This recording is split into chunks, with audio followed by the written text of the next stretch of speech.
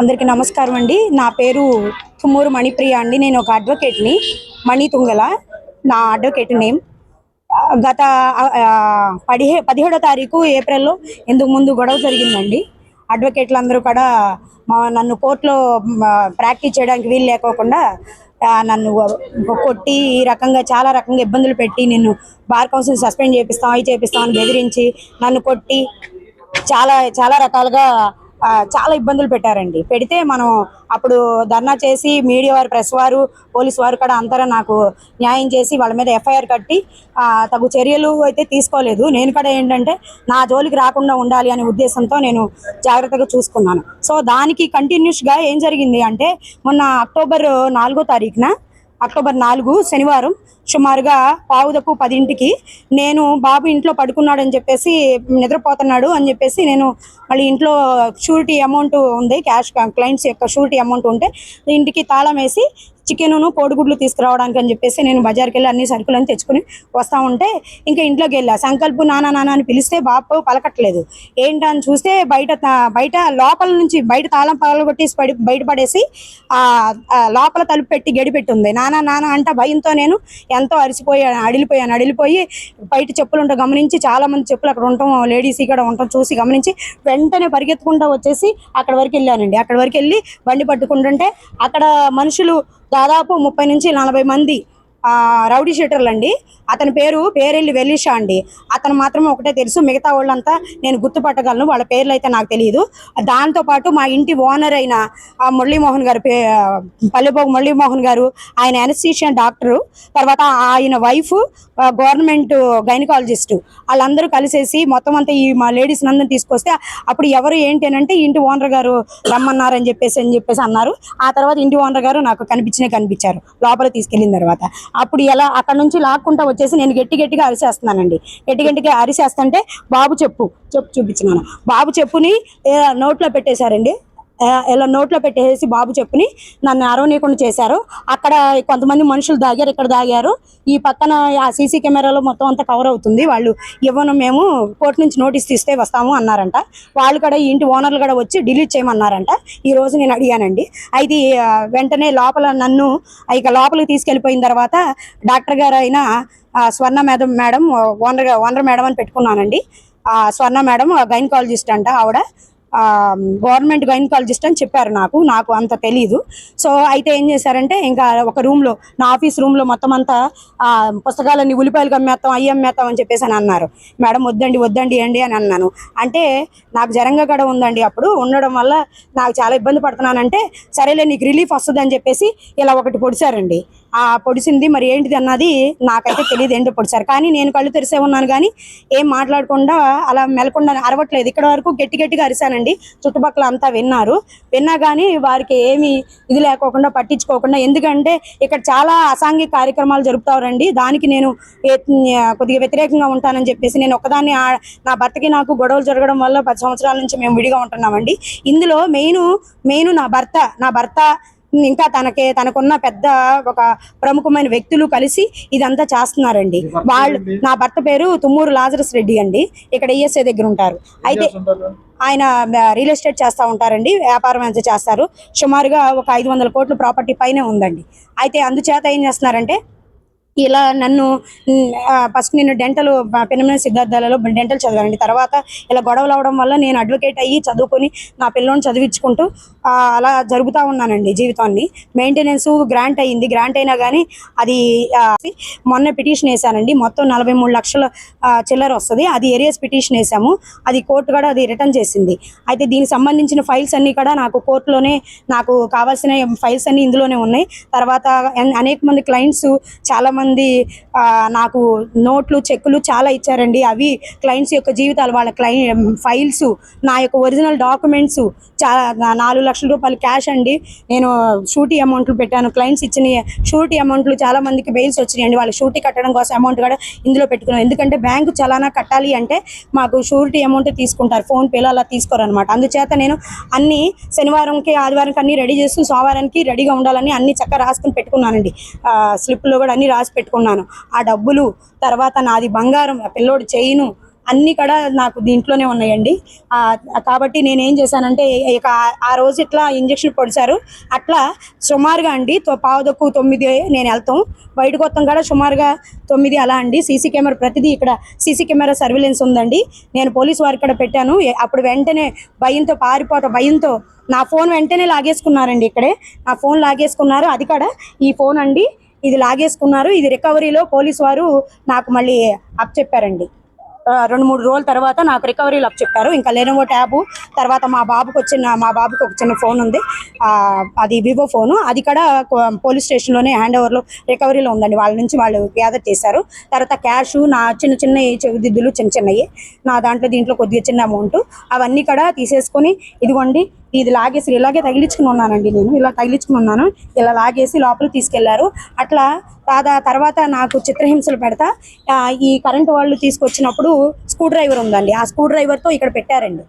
పెట్టినా కానీ నేను అరవట్లేదండి. నేను అరవట్లేదనే సంగతి, ఎందుకు అరవలేదనేది నాకు ఇప్పుడు వరకు కూడా తెలియలేదు.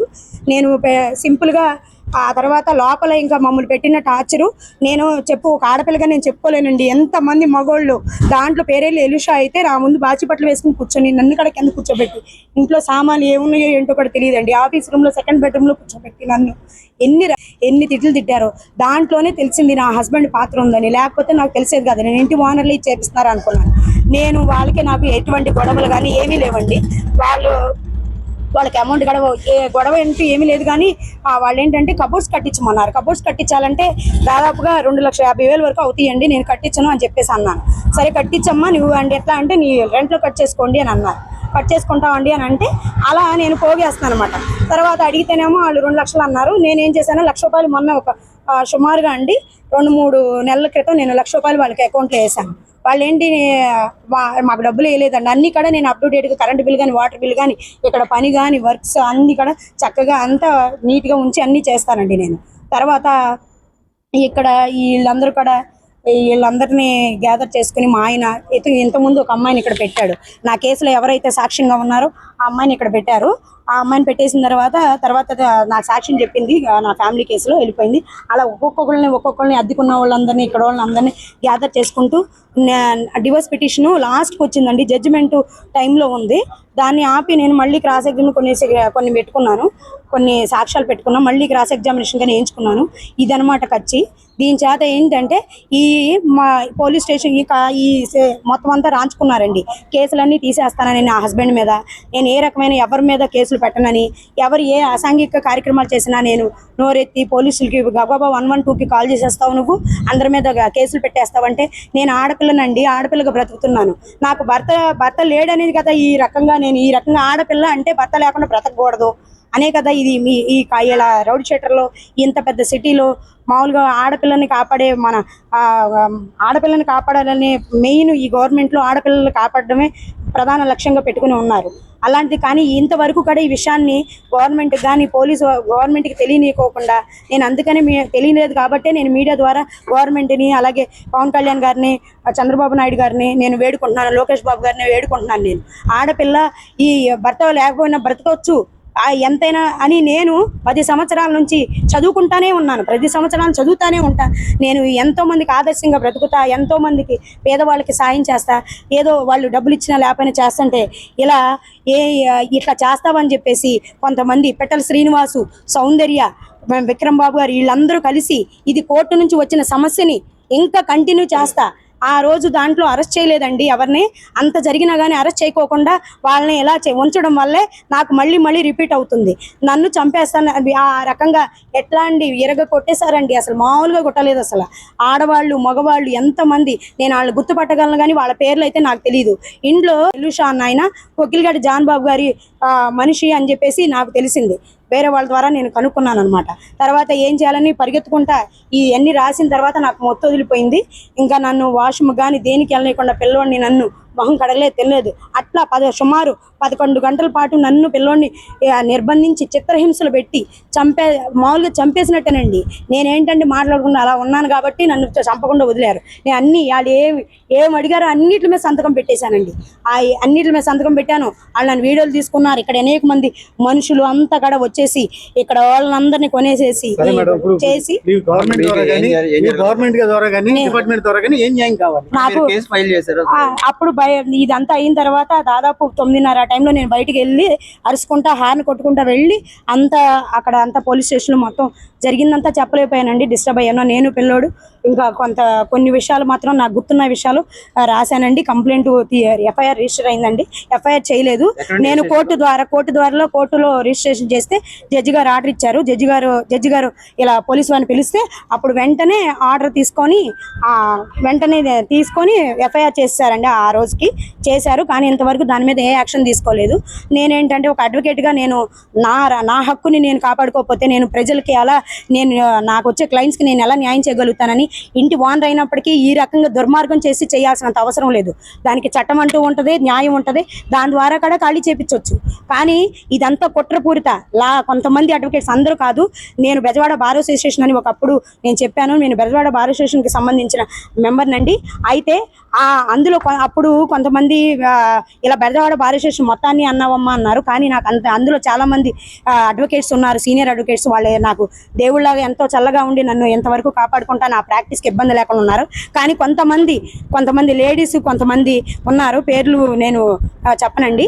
వాళ్ళు ఇంకా నన్ను ఏదిస్తానో సాధిస్తానే ఉంటున్నారు. నన్ను ఉండనీయకుండా ఇక్కడ ఇలా చేశారని చెప్పేసి కోర్టులో కూడా ఎంతో ఇబ్బంది పెడతా అసలు బ్రతకనీయకుండా చేయాలనుకుంటున్నారు. కానీ ధైర్యంతో ఎలా సరే ఏదైనా మనిషి ఆడదానికి ఇంకా ఎక్కువ శక్తి ఉంటుందని నిరూపించడం కోసమే నేను దాదాపు 14 రోజులు నా సామాన్లన్నీ, ఇప్పుడే నాకు తెలిసిన విషయం ఏంటంటే 14 రోజులు శ్మశానం దగ్గర పడేపించారండి.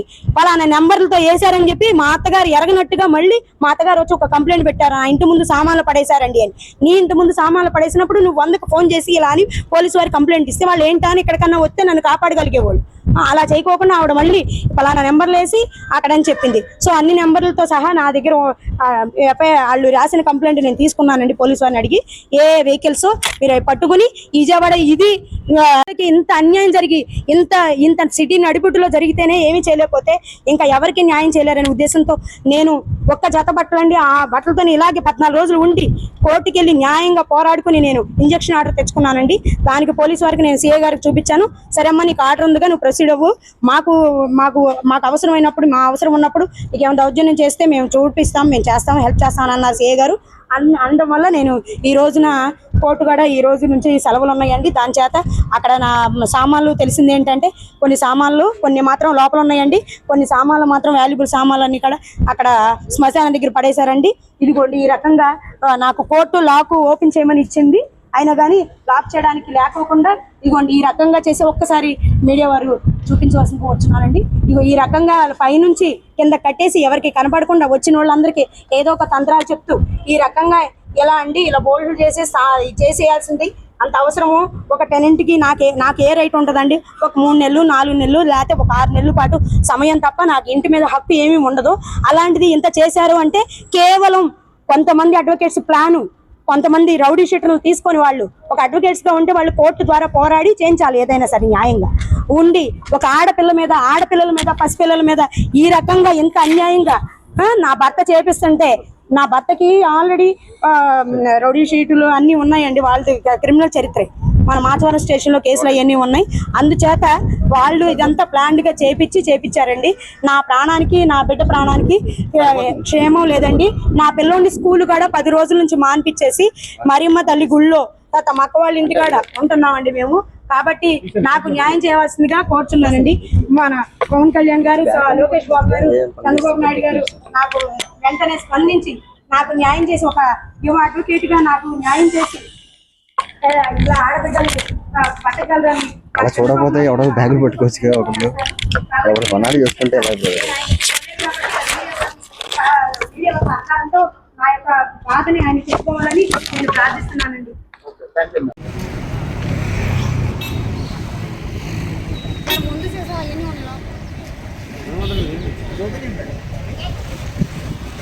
ఇదిగోండి కేవాట్ల నుంచి తీసుకొచ్చి సామాన్లు అక్కడ మొత్తం మా అత్తగారు వాళ్ళు చెప్పిన ప్రకారం ఇక్కడ పడేశారండి. ఇదిగోండి నా సామాన్లు ఎప్పుడు పడేశారన్నది నాకు తెలియదు. కొద్దిగా ఇన్ఫర్మేషన్తో నేను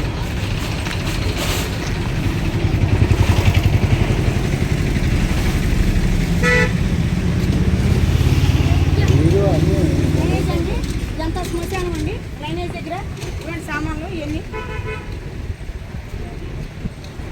మొత్తం పొరుకులు.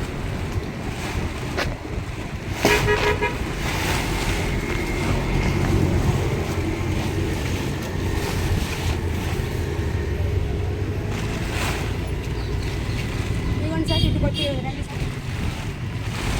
ఈ రకంగా ఆడపిల్లని, భర్త లేని ఆడపిల్లని ఇంత పెద్ద సిటీలో ఇంట్లోంచి ఖాళీ చేయించడం అంటే నా భర్త సహకారంతో ఆ డాక్టర్లు అని చెప్పేసి డబ్బులు కుమ్మేసి అందరికీ ఎవరికెవరికి నోరు ఎత్తనీయకోకుండా చేసి ఇలా ఒక ఆడపిల్ల సామాన్లు, అందులో లాయర్ సామాన్, అడ్వకేట్ అయిన నా సామాన్లన్నీ భర్త లేడని, మగ దిక్కులేదని ఇదంతా చేశారండి. ఇదంతా ఇట్లాంటి వాళ్ళని మరి ఏ రకంగా ఈ గవర్నమెంట్ వాళ్ళ మీద చర్య తీసుకుని వాళ్ళని శిక్షించాల్సిందే నేను కోరుతున్నాను.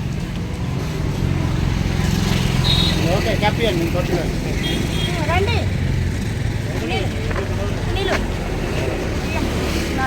ఇప్పుడు అంతా కార్బన్ మళ్ళీ కప్పేసి కప్పాడం కదా సార్, పోలీసు వాళ్ళు చెప్దామంటారా?